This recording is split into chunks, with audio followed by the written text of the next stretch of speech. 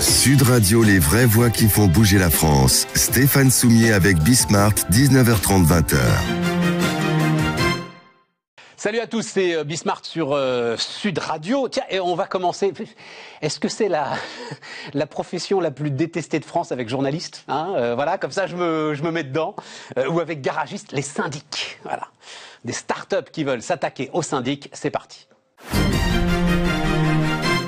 On repart les amis, on repart avec Raphaël Di Meglio. Salut Raphaël. Salut. On doit pas prononcer le G d'ailleurs à mon avis. Absolument, non, on dit Di Meglio. Di Meglio. Cofondateur de Matera, la révolution des syndics. Alors pourquoi j'ai écrit ça, révolution? Parce que tu as fait un film. En fait, il faut bien dire les choses, Raphaël, si tu es là, c'est que j'ai adoré le film de pub que tu as fait. Alors, c'est deux choses. On va parler évidemment des syndics, etc. Mais on va le voir, là, il va passer...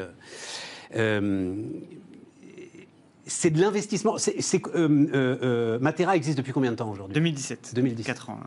Chiffre d'affaires, enfin on a une idée de chiffre d'affaires, non, on ne veut pas donner notre chiffre d'affaires, machin, enfin bon, ça marche bien, quoi. Ça marche bien, c'est une boîte en croissance, mais enfin c'est pas non plus, j'imagine, des millions d'euros. Enfin, c'est des millions d'euros. C'est des millions d'euros. Au-dessus de 10 même? Un peu en dessous. Un peu en dessous. Ouais. Ça, ce film qu'on voit là, alors il ne faut pas que tu le regardes parce qu'il faut que tu parles dans le micro. Pardon. Et puis tu le connais par cœur. Voilà. Ce film qu'on voit là, ouais. Il est très très bien fait, il a coûté cher. Pas mal, ouais. Il a coûté... je veux pas le prix, mais il a coûté cher.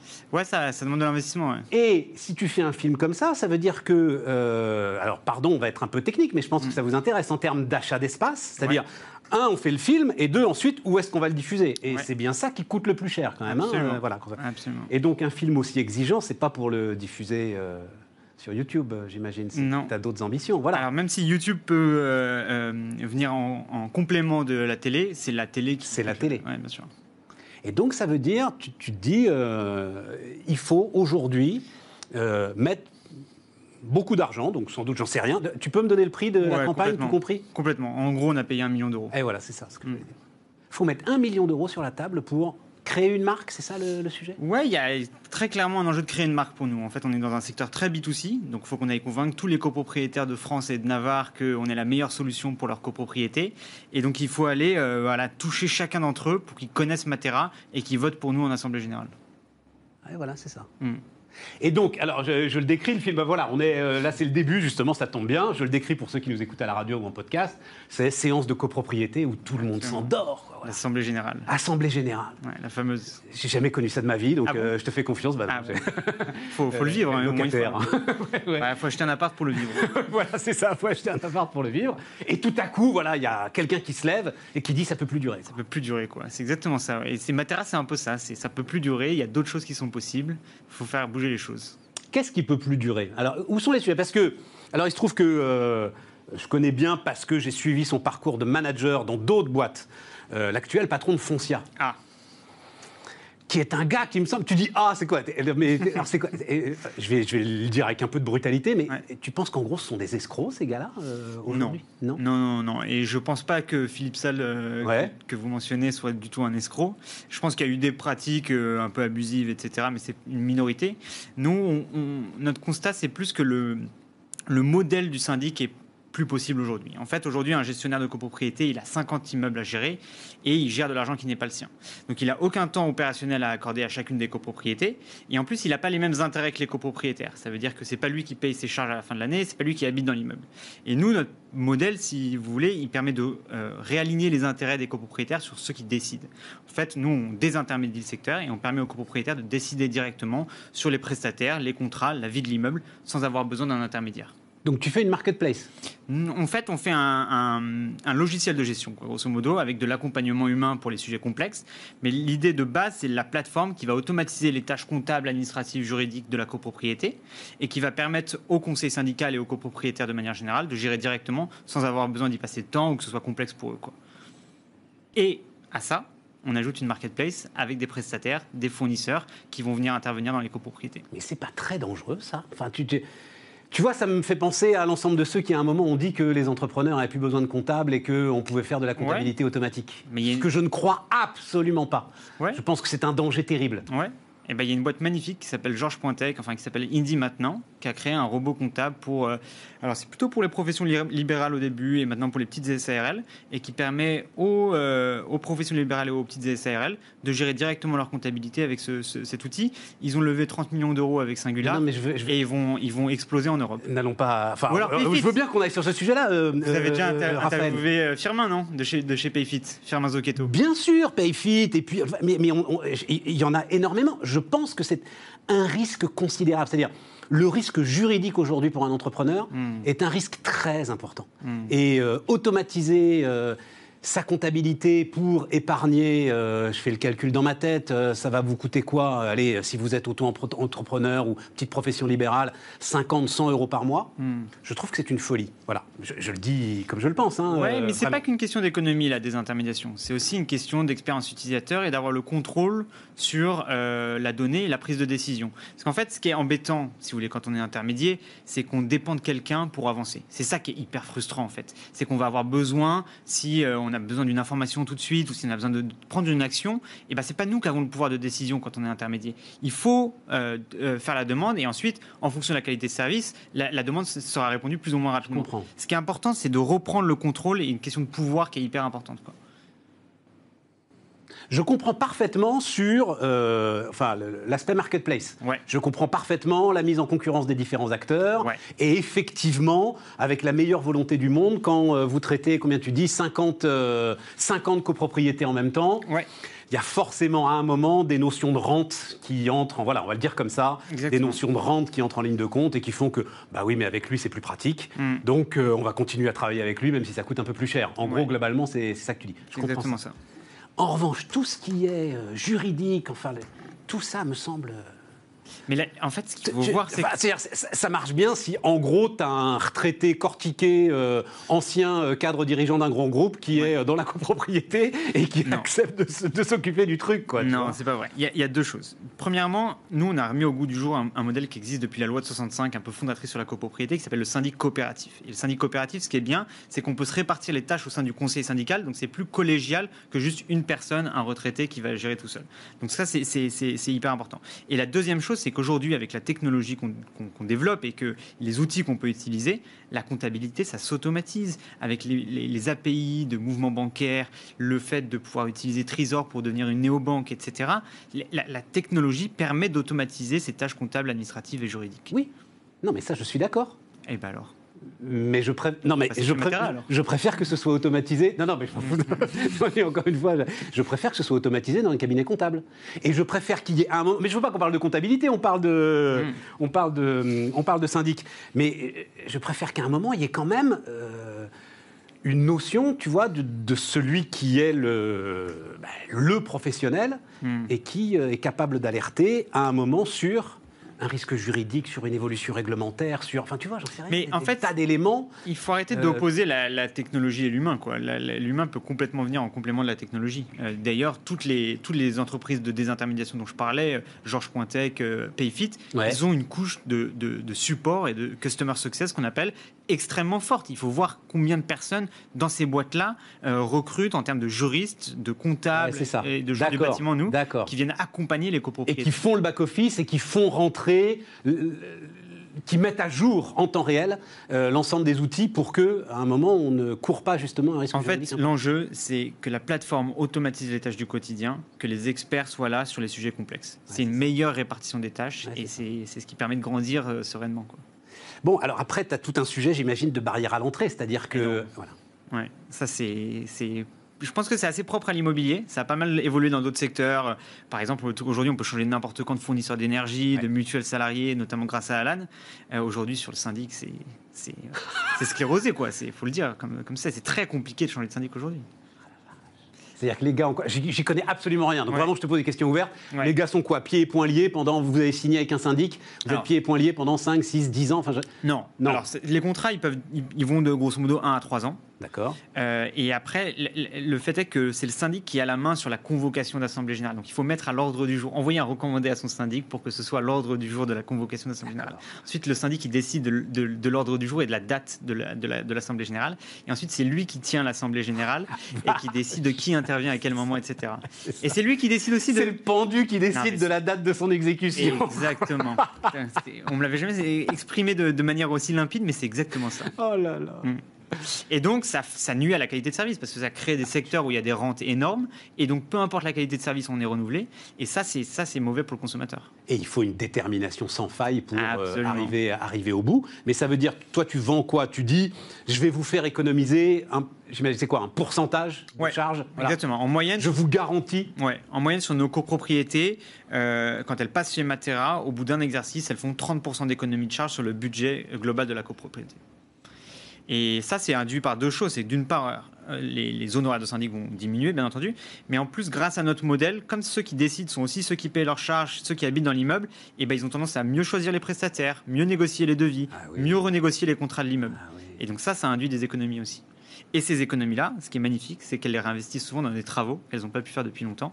Travaux souvent en copropriété, ils ne sont pas votés parce que les charges sont déjà élevées. Alors que là, on fait des économies et on les réinvestit dans des travaux, souvent dans des travaux à long terme. Pas mal, non? Non.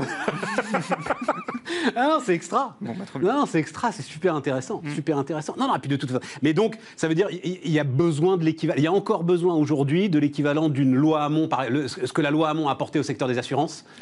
Voilà, c'est ça. C'est mon rêve. Besoin c'est ton rêve. Je me couche la nuit et je rêve de la loi Hamon pour le syndic. Et ça, la loi Allure, qui a pourtant mis le boxon absolument partout dans l'immobilier, elle n'a pas touché elle n'a pas impacté autant que ça les syndics. Ils ont été un peu impactés, mais pas autant que... Exactement. Mais il faut dire qu'ils ont un pouvoir d'influence assez important.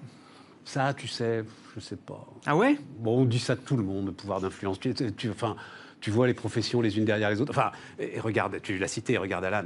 Ouais, c'est fort. Regarde le secteur de l'assurance. Ouais.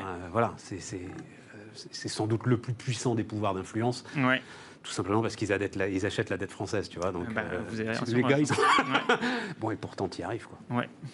Et c'est peut-être qu'on le fait pas assez bien, mais on va mettre plus d'efforts là-dedans. On va mettre plus d'efforts là-dedans. Mais non, j'adore ça. C'est formidable.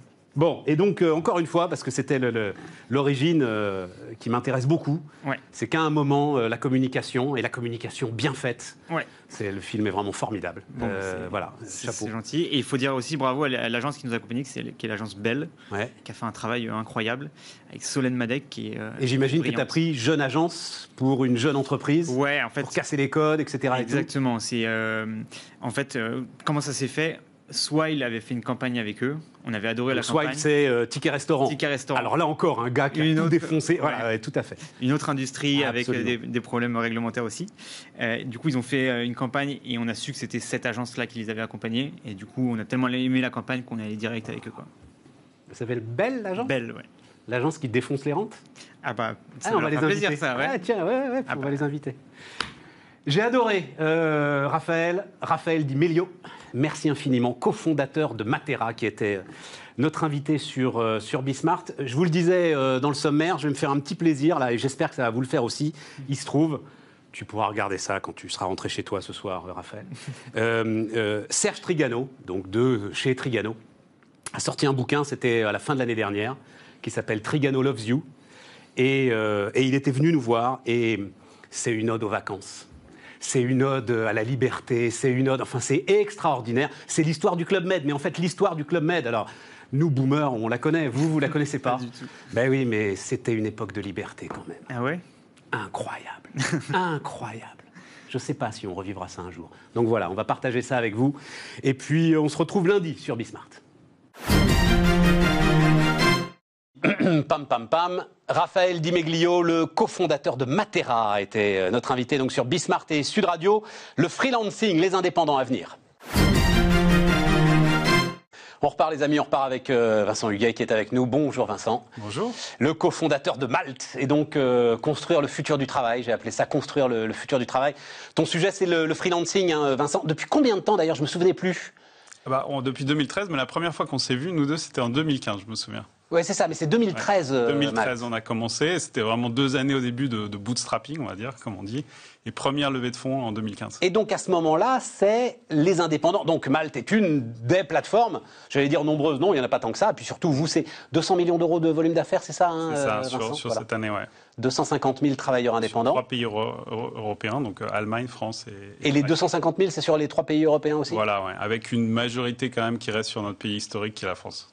Mais c'était un moment, globalement les métiers de la tech, globalement les développeurs, l'ensemble des... Voilà, c'était eux qui étaient en fait massivement freelance et qui avaient besoin de plateformes pour les accompagner.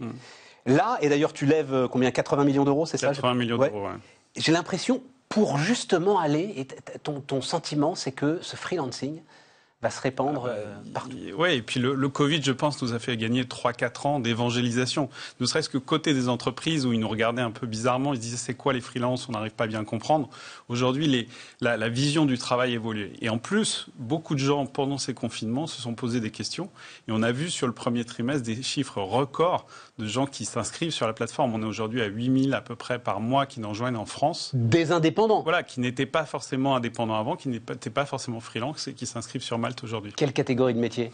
Alors ça reste évidemment beaucoup sur la tech, le design, voilà. Mais on voit des fonctions, les fonctions qu'on appelle support des entreprises, ça peut être des achats, des RH, de la finance qui viennent, des fonctions aussi un peu du management de transition qui étaient avant un peu très rares finalement et qui sont de plus en plus recherchées aussi par les entreprises. Et toi tu dis il faut absolument pas avoir peur de ce qui est en train de se passer aujourd'hui, qui est d'ailleurs toujours, je tiens à le dire, contesté par l'INSEE. L'INSEE, alors je n'ai pas les tout derniers chiffres, mais enfin encore récemment, l'INSEE disait non, il n'y a pas une hausse particulière du freelancing. Bon, voilà. Alors c'est super compliqué à mesurer parce qu'il y a les indépendants dans tous les domaines, les cols bleus, les cols blancs. Ouais. Nous, ce qu'on regarde sur vraiment les cols blancs, services B2B, services aux entreprises, c'est qu'il y en a à peu près 1 million. Si on prend vraiment la tech, la transformation digitale, on va être autour de 600-700 000. Et vraiment, ce 1 million, lorsqu'on a commencé, lorsqu'on s'est vu la première fois, il était autour de 600 ou 700 000. Donc on a une croissance d'à peu près 11% par an. On n'a pas du tout cette croissance-là sur les autres catégories de métiers, sur les CDI, CDD ou même intérim. Qu'est-ce que tu leur apportes ? Justement, pourquoi est-ce que, alors je vais préciser ma question, ces freelances qui prennent leur liberté iraient se mettre une corde au cou, avec Malte ou avec d'autres plateformes? Je dirais qu'on augmente quelque part leur activité, c'est-à-dire qu'ils sont très bons sur un domaine, ils vont être développeurs, ils vont être chefs de projet. Et nous, on va leur amener quoi? On va leur amener des clients. Deuxièmement, on va sécuriser les paiements. Et troisièmement, je pense qu'on va leur amener un sentiment de communauté. Lorsqu'on se met freelance, on le fait par choix, on le mesure chaque année, c'est 90% qui nous disent que c'est un vrai choix, mais c'est vrai qu'on peut se sentir un peu isolé. Et le fait de se regrouper avec d'autres freelances, après Covid, on faisait 300 événements par an, où vraiment on organisait ces événements, les freelances pouvaient se retrouver. Maintenant, on les fait online, évidemment, et ça marche hyper bien, ça s'appelle les Malte Academy, c'est des freelances qui forment d'autres freelances.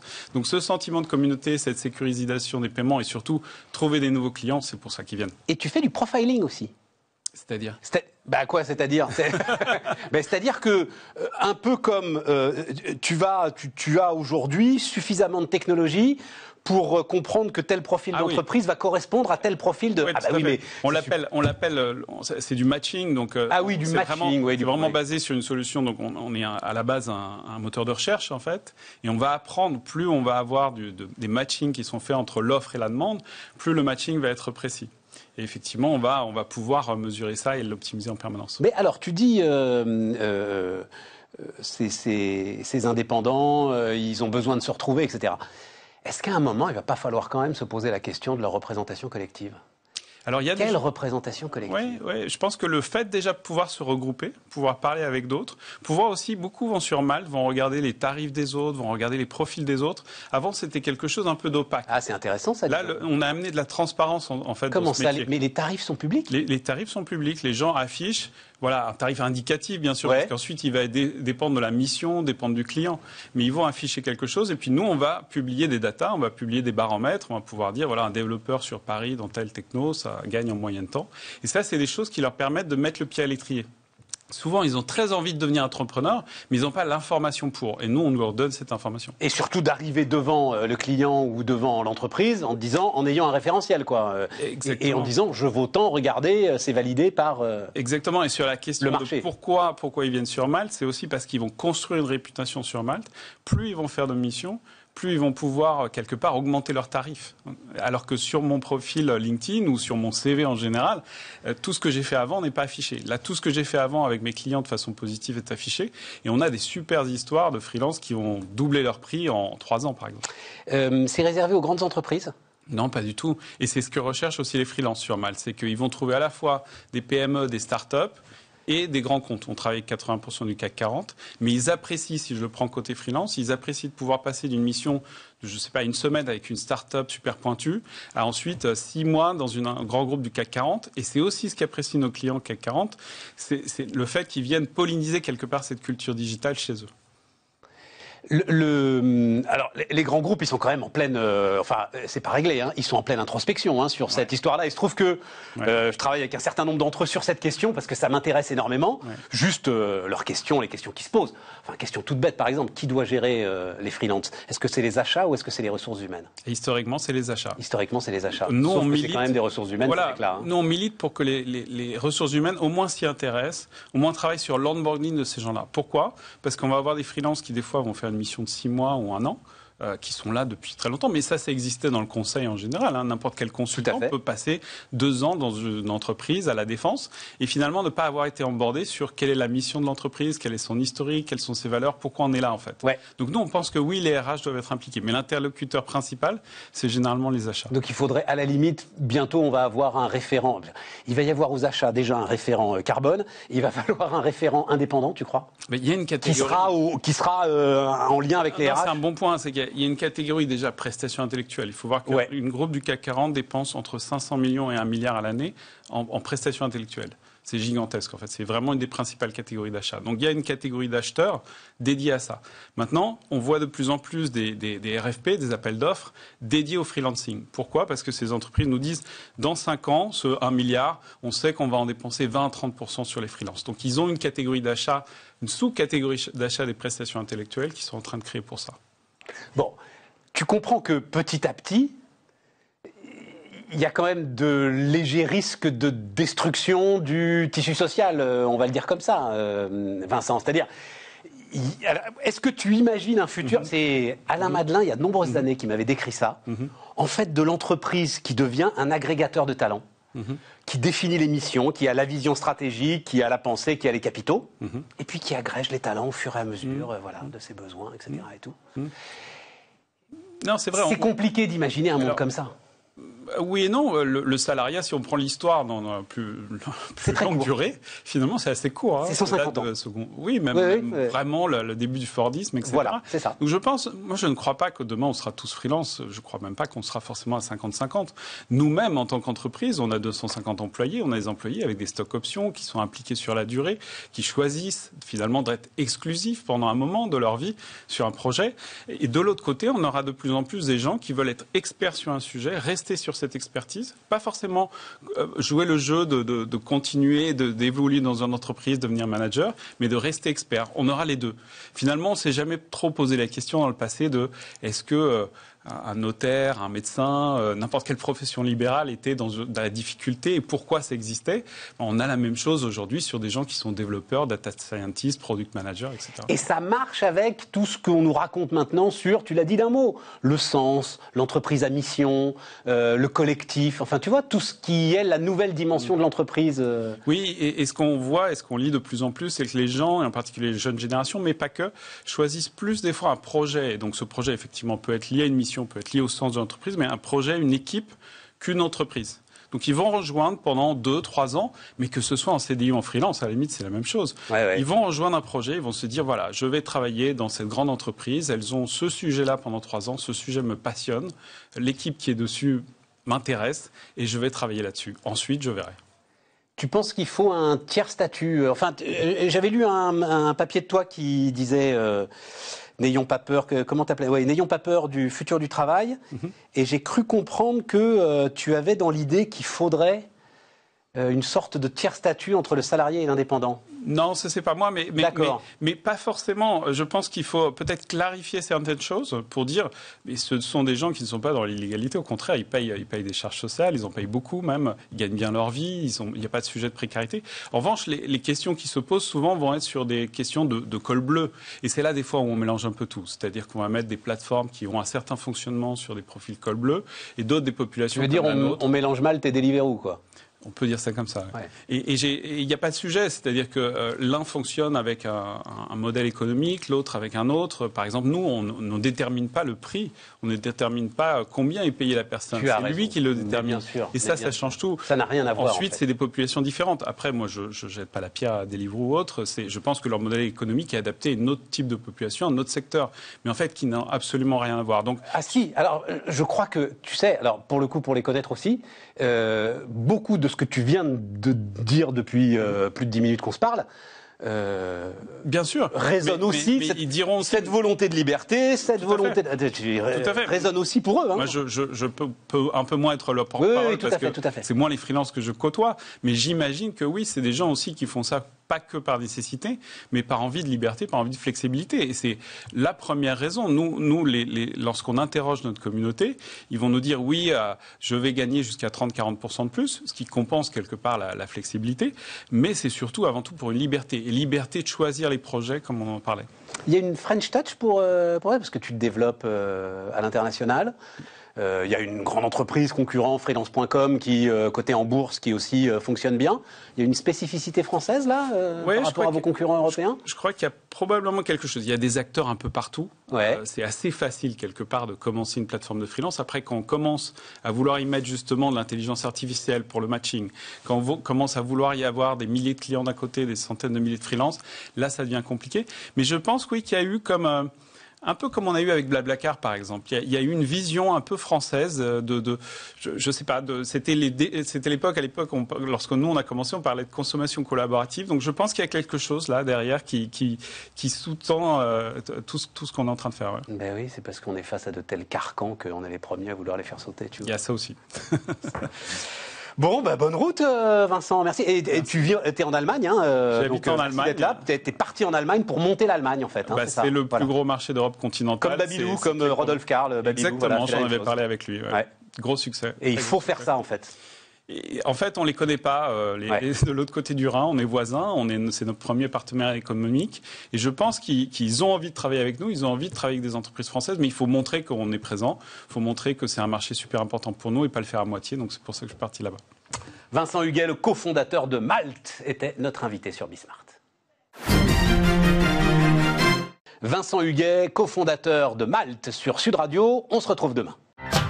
Sud Radio, les vraies voix qui font bouger la France. Stéphane Soumier avec Bismart, 19h30, 20h.